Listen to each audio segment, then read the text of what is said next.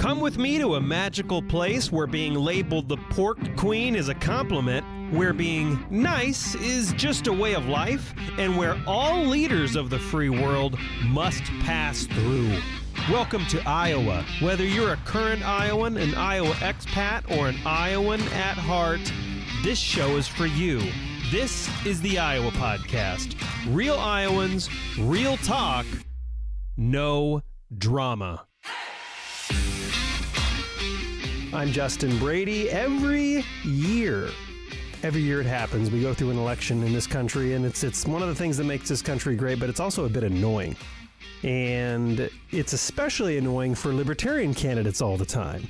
Now, here's what's crazy. We're going to talk about this. We're going to get into it. A lot of Iowans, a lot of people across the nation are actually independents. But for some reason, the libertarians have not been able to pick up as many of those as maybe they should. Today, we're joined with Marco Battaglia, candidate for Congress. And of course, you're running on the Libertarian ticket. Now, there's some controversy we're going to be getting into, but thank you for coming in the studio. Appreciate it. Oh, yeah.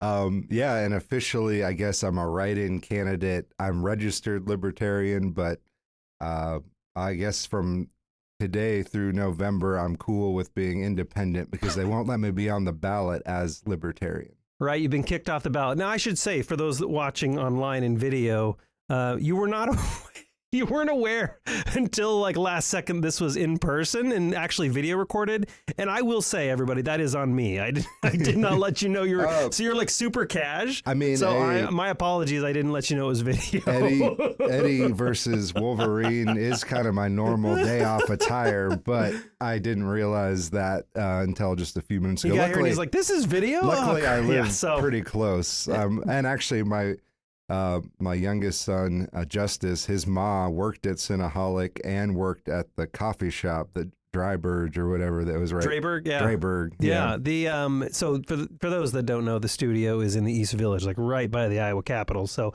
anyway, we'll get into it. You're running against Lennon Backham. I don't know. Lennon Backham is how I heard him say it. Right. Okay, Lennon Backham and Zach Nunn.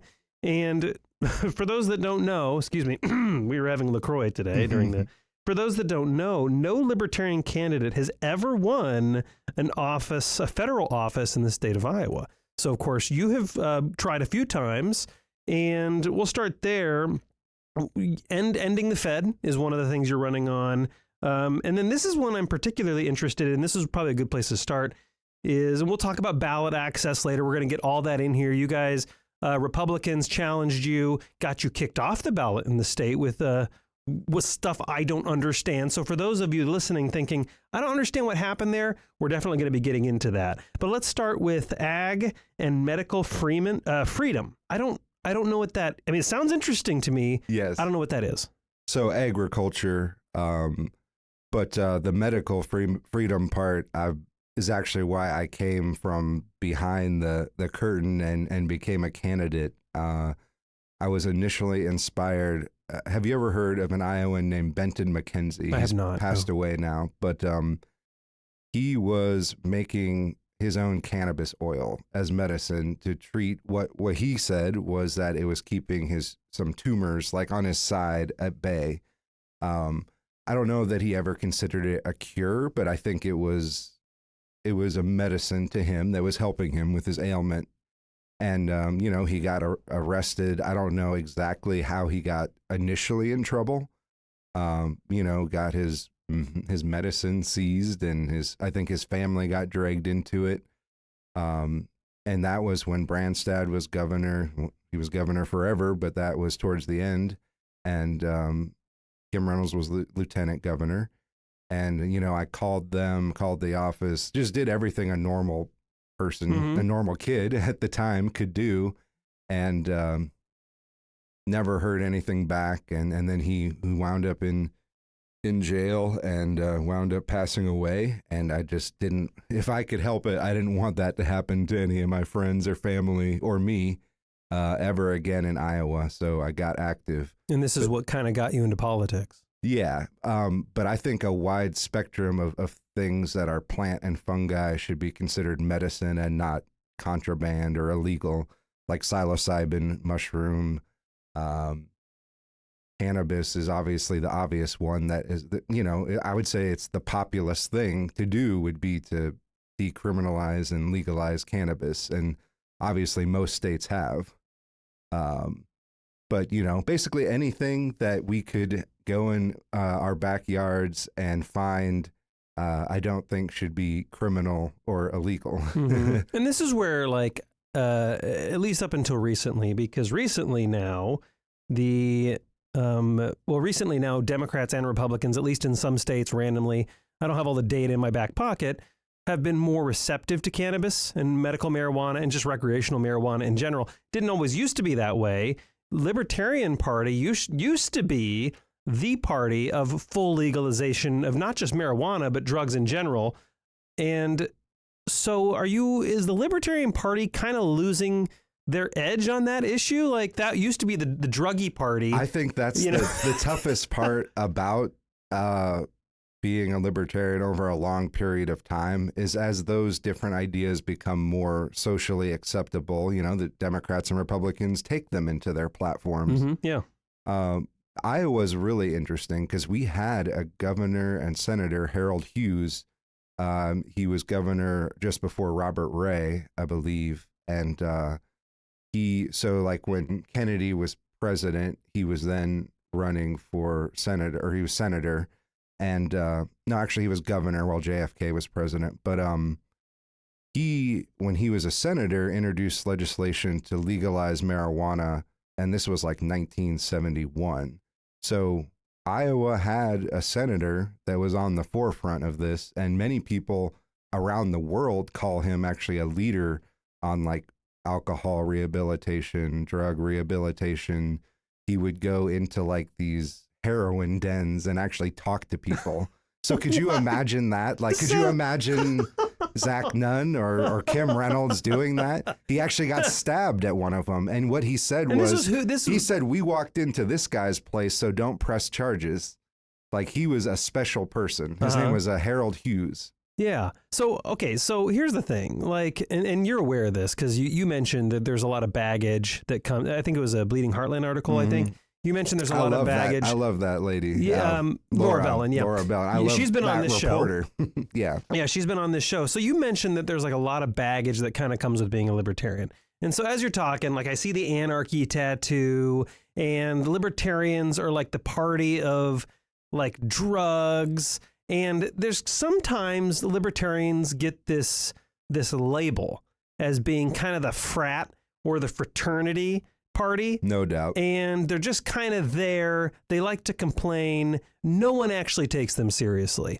And so this comes to a head this year when the Libertarian Party nominates you to run for the 3rd district against Zach Nunn, right? And of course, Lanam Bakam. It rhymes. And it does.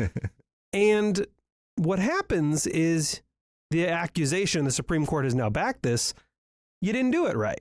Right? That's like, they're like, well, you didn't do it right. So this is what the state of Iowa is left thinking, that this frat party, this fraternity group didn't even do things right. So is that the correct image, that you didn't do things right? Or, and I'll let you get into the details of the ballot access thing, or is this just another version of lawfare, and it's like picking apart anything they can? They can do it because they're bigger. You could do the same thing against them too if you were bigger, but you're not. Or is there a little bit of something in between? I think everything I've read from all over the spectrum, there's elements of truth in all of it, but I'm happy to give my perspective and what I lived. I think this year in particular, the very top of the power structure of Democrats and Republicans, and the very wealthiest and most elite of people that consider themselves Democrats and Republicans were going to look at every single ballot for Congress in every single part of the country with a fine-tooth comb, and they were going to eliminate anyone that was not a Democrat or a Republican. And I think they were going to try to eliminate some Democrats and Republicans that maybe they thought could sway the outcome one way or the other. So we did this exact same thing when I ran for Attorney General including what the Supreme Court called the minor technical error. I believe they said a ticky-tack violation was the actual language that the justice used. But I wasn't challenged at that time because it was just Tom Miller on the ballot, so there was no way I was going to change the outcome, right? Unless I got more votes than Tom Miller. That would be the only way that Marco Battaglia, was going to change the outcome of that election. Now you hear this from, depends on who you ask. Was I going to take more? I don't even like saying take votes. I feel like if you're on the ballot, or even if you're a write-in candidate, you earn votes. But the common refrain is take votes. So some people will say that I was going to take more votes from Zachary Nunn. Some people was going to say, because the Republicans are the ones that challenged you. Some people were going to say that I was going to take more votes from Lenon Bacam, and it just depends on who you ask. But yes, the individuals that actually wrote their name down saying they wanted to challenge us, that we made this violation, were registered GOP. Yeah.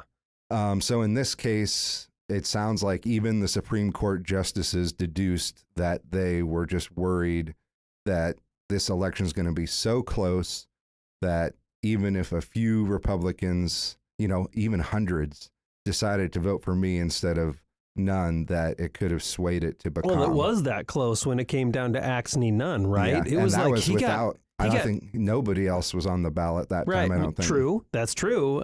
Which maybe signals why they wanted you off, right? Now, I'm not saying that legally you should or should not be off. I'm by far a legal expert. And but it was 50. I think Zach Nunn won at 50-point-something%. It was insanely tight. From my perspective, the challenge was acceptable.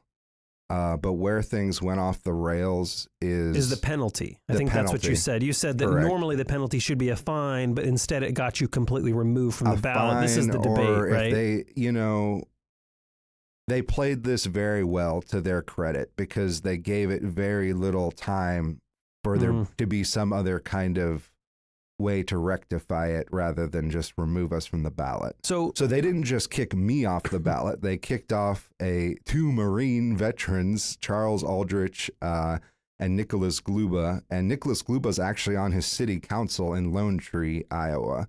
So I actually consider those a little more egregious than even myself getting challenged. Because you had someone that actually won a city council election that was on city council. And then you had two people that served their country. Gluba's like blue collar, really popular in his community. He actually has kind of a famous name for his neck of the woods. I think his great uncle was, don't quote me on this, but I think mayor or something. But then Charles is like one of the smartest people I've ever talked to. He's like an inventor. He invented a number of things, like from his mind to this is now a product. And it's actually, he has a tape measure that's actually used, I believe, by NASA and then also private space companies. I think SpaceX was one of them. Saying he went from creating this to starting his business to patenting it to selling it. So like he's someone in my mind you would want on the ballot. You shouldn't be scared of having on the ballot. I don't think this was personal, actually, about any of us. I think they would have challenged anyone. And I think if I was an independent or a Green Party or socialist or communist, I would have got challenged just the same. So I want to talk about independence and the growth, but first let's go back a little bit for those that are screaming into their podcast players. Yes, I've heard you. Some people are saying, look, we don't even understand what happened at all. We don't get it. And so can you generally, really, really high level, explain what the central challenge was, why they challenged you? So I'll sum it up briefly. And we're not lawyers, keep in mind. I'm not either, actually. That's been a problem in the past. I actually had a lawyer. It does seem like you need to be a lawyer to run for office. I had a lawyer for the first time when they took me, when I went to court over the ballot access stuff, and she was great. So yeah, I'll definitely plug Jennifer. So I didn't intend to run this cycle. I just kind of started noticing that, oh man, there's nobody in the Libertarian Party of Iowa talking about running for this. My hope would have been that at least 2 people would have run in a primary. But since no one did, it was kind of against everyone I know's wishes for me to run one more time. But I did it because I can't stand when people don't have competition and when there's not like a Liberty voice in the race. But I didn't sign up for the primary because there wasn't competition. So from my perspective, you go to the primary if there's 2 or more people that want those delegates. So what we did is we had a nominating convention, which per Iowa code, if you're a major party in Iowa, like if you go to the Secretary of State's website, which Libertarians are still considered, currently right? are considered a major party. So you can have this nominating convention. But apparently what I learned was that there was this bit of the code that we did not follow, and that's that we had our nominating convention, I believe, 181 minutes too soon. Right. You're supposed to wait like a full day before your delegates become active delegates. Right. So because of that, that was the end reason that the district judge, I feel like, kind of washed his hands of it. He passed it up. But then the Supreme Court, the reason they made the decision that they did, which is the answer is taking these people off the ballot, was because of that. Yeah, and because of the timeline. And so you had the convention, the delegates were chosen, and then technically, based on Iowa law, you have to wait a full day for those delegates to be true delegates, for them to be active. And at that point, then they can nominate a candidate, correct? And Yes. so the problem was they were nominated, and then they nominated their candidate. You said 180 something minutes immediately. Yeah. So they did it 108. How much was this? 180 minutes too early? And I can tell you the reason. It's because we had people coming from all over Iowa. So for us, it didn't seem feasible to make send people, them all back and then bring them back again. Or get a hotel and you know, or put people up. Sure. Whatever, you common know, it sense, costs money. Yeah, common sense makes sense in this scenario, right? You're already here. You're technically nominated. Let's just do the vote now. But there's Iowa code that says no. So here's my other question is, let's say you did hold the vote 180 minutes later. Were there other challenges that were on their way in there, or was that the only one that you know of? That's all that they could. They tried to challenge other things. First, they said we didn't. See, this is my question: is what were those other things? We didn't have conventions. And then they said we they're didn't. challenging what a convention is. And then they said we didn't report our delegates. Okay. And then the only thing that stuck was the 181 minutes. So they had. Again, I'm not.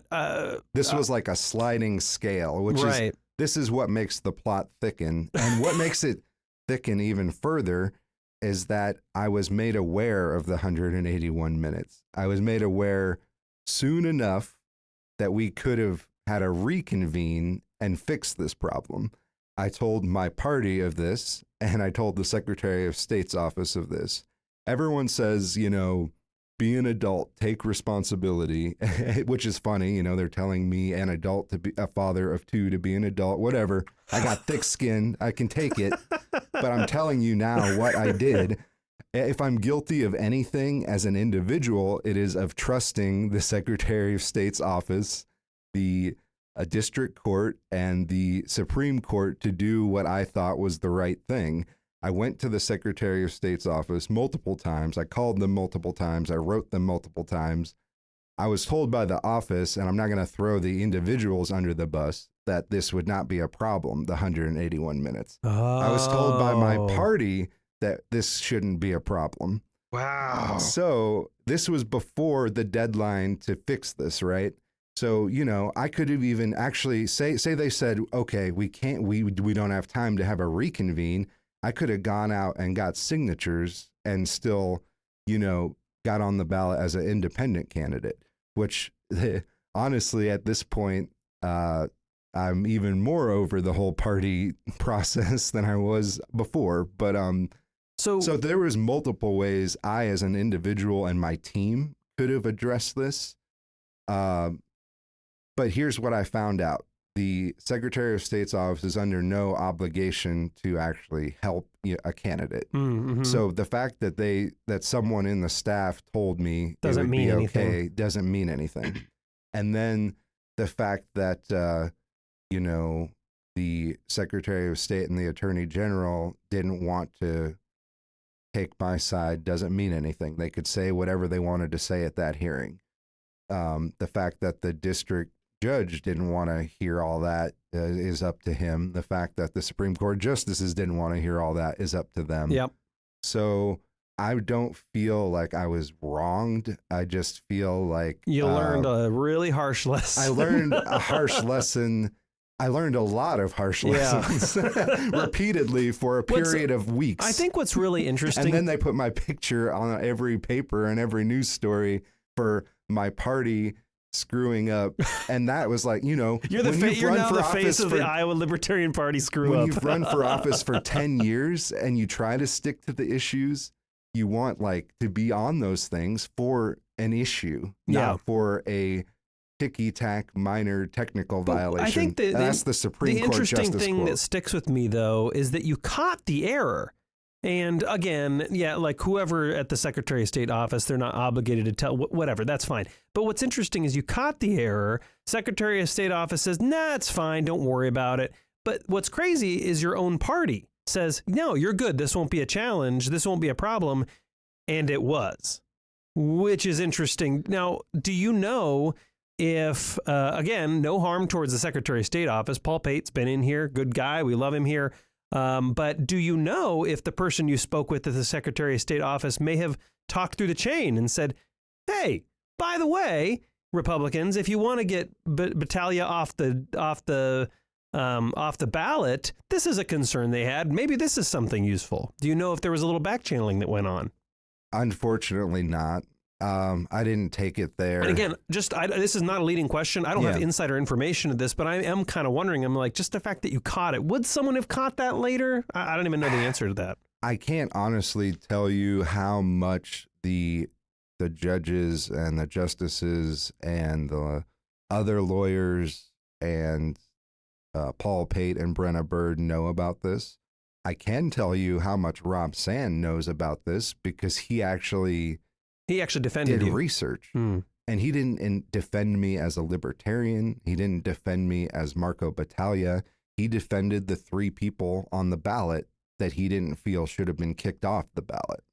So, a lot of people will say, oh, if this was reversed and it was the Green Party that screwed up, the roles would be flipped, right? And Pate and Bird would want to kick off the other way around. Pate and Bird would want to keep on the Green Party. I get what you're saying. And Sand would want to kick off the Green Party. Is the assumption here that usually libertarians steal candidates from Republicans, and therefore that maybe that's why Sand was helping you to keep. That's the accusation, right? But I've worked with Sand on enough. He's been in this show too. Also a great guy. That I would like to hear from him, his take on that accusation. But I personally don't think. I think he just did the right thing to do the right thing. Maybe, yeah. And again, this show we try to stay as neutral as possible. And like you, we know people on the left, we know people on the right. The goal here is just to get to the truth. Yeah, I've worked for Republicans. I worked for Ron Paul and Rand Paul. Mm-hmm. I really pushed a guy, Glenn Jacobs. He was running for mayor of Knox County. He's actually a former pro wrestler, but that aside. But yeah, I was endorsed by a Republican when I ran for Attorney General, William Weld. He was the 38th governor of Massachusetts. Definitely. And he ran for president. He ran for vice president with Gary Johnson, right? Gary Johnson. I worked for them. I got endorsed by him. Was endorsed. I didn't remember that. Lieutenant governor cycle, I was endorsed by Jesse Ventura. I didn't know that either. Independents now, 43% of the country, according to Gallup. This was last year. I'm sure that number's changed.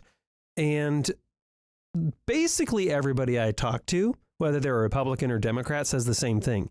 I don't want this person. Like Democrats I talk to, I don't want Kamala Harris as my nominee. A lot of people Republicans not I talk pleased. to, I don't want Trump as my nominee. So my first question is, okay, well, how'd they become the nominees, folks, if you're not actually voting for them? But 43% now of the country says they're an independent. Why can't the Libertarians, I mean, 43%, it looks like, to me, if I'm the Libertarian Party of Iowa, that looks like a huge crop that's just ripe for the picking. And my question is, why aren't the Libertarians getting in their tractors and going out there and freaking harvesting? Is that because of what you said in that one article? There's this libertarian baggage that's keeping people on the sidelines. Is that why? What is that? That I would say that's a small part of it. Because, you know, I think if William Weld was the top of the ticket, who knows what could have happened, just because he's a very eloquent speaker. He's got more experience than almost anybody that's run for president in our lifetimes. So one is getting the right person on the ballot at the right time, and that's all over the country. Another one is the baggage. A bigger issue in Iowa, I would say, is our outdated districts and outdated ballot laws and outdated Iowa code, because it is a tricky thing to navigate, especially when you, in my case, have thousands of dollars opposed to the $1 million+ on hand that Battaglia and Nunn have, and I have a small team of mostly volunteers. So there's no way I can be expected to have like a Iowa code expert, like to make sure that all the T's are crossed and I's are dotted. Like that's up to the candidate at the end of the day. If you're a and I will third say party it's a or independent lot of stuff. Yeah, so I would say that's another big part of it. But when you talk about these big money, well, let's go back. I ran for city council, and Joe Gatto is my ward. He told me, if you don't have $100K plus in your account, good luck. Wow. And that's for Des Moines City Council. Wow. So basically for Congress right now, what KCCI told me is if you don't have $1 million on hand, good luck. Like, so you're out of luck. Don't try. The parties bring resources. And if you're not Republican, if you're not Democrat, and you're not, you know, the scepter is not extended to you, you're on your own. The National Libertarian Party endorsed me. The presidential candidate, Chase Oliver, endorsed me, which that was actually especially helpful this year, because he was him and his running mate were the only two for president and VP that I know of that visited the Iowa State Fair and that have visited Iowa multiple times. Like Trump, Harris, and their running mates, to my knowledge, didn't visit the fair or didn't visit Iowa at all recently. So what is, going back to that original question, like I see a lot of independents, 43%. I don't know how that breaks down in Iowa. You might, I don't know. But what is the strategy then moving forward, at least here in Iowa, to pick up those independents? Because this has got to drive libertarians crazy, that there are all these people that are not affiliated with any party. They're looking for something, possibly. What's the strategy to pick them up? Because nothing's moved in decades. I think a lot of the hurdles are falling. Like in the next cycle or two, it's going to be really hard to keep a good additional candidate from any party out of a debate. The only way I think that's going to still happen is sometimes the two bigger candidates will actually have an agreement and say, we're only doing this if it's just us two. Mm-hmm. I suspect that Battaglia and Nunn did that with their debate, because they decided that before I was kicked off the ballot. They said their criteria would include polling, which there was no polling at the time, probably because of this whole process. They said it would include, ballot access, which if the Supreme Court decided a different way, I would have. And they said there'd be a cash threshold, but they never actually told me what that was. So I can only assume if it was $5,000, I could have met it. If it was $1 million, no, I wouldn't have met it. But I think that's not out of the question that I could have actually qualified for the debate, as long as threshold on cash on hand was somewhat reasonable. So I think if that would have happened, who knows? The first one of anybody that's not a Democrat or Republican that gets in that debate and gets somewhat what I would call equitable coverage in the press, I think will have a good shot at least making it close. I think we're at that point for sure. And it doesn't have to be libertarian. It could be why do you think we're, just last 30 seconds here, why do you think we're at that point? Like, what is the signal to you that shows you the libertarians in Iowa finally might be able to get their act together? They're pulling out all the stops. Who is? The Republicans and Democrats? The executive branch of Iowa, so the judicial branch of Iowa. You're saying you think they see a threat? These hurdles, and I'm not saying me, like I'm not saying I'm so important that I'm the threat. I get it. But they see anything that's not Democrat and not Republican, and in Iowa specifically, anything that's not the trifecta of power as a threat. So I think I don't know his plans, but obviously the buzz is that people want Rob Sand to run for governor. And if he does, there were a lot of rumors of that last cycle too. He'll be a threat. So he better make sure he does everything right, because they'll try to kick him off for a ticky-tack violation. I can tell you that. Anybody that is not already in power, they are now going to go with a fine-tooth comb. Do you think it's going to be Sand and Reynolds for the next election cycle for the state? Here's the really intriguing thing about that. And we're over time. So. Reynolds is right now in India, and we have no lieutenant governor. So I think Amy Sinclair's third in line, I believe. So I don't know. I have my own thoughts of why Adam Gregg is no longer our lieutenant governor, but we'll save that for another day. Oh, come on. Can't leave him. You can't leave the show like that. I'm a correctional officer, and he was head of the public defender's office. And I happen to know that there's plenty of people that need better public defense. So I'll leave it at that. Okay. So was he asked to resign then? I don't think he was asked. I think he would rather go get the job that he has now, because he'll make more money and he won't have to worry about politics. Yeah, I mean, sure, but it is unusual when someone leaves office early. They don't wait for the election cycle. What I could see is that they want to have they like to pass the baton, like Branstad passed the baton to Reynolds. Interesting. So she wants somebody that she can pass the baton to. So you think this is the same model where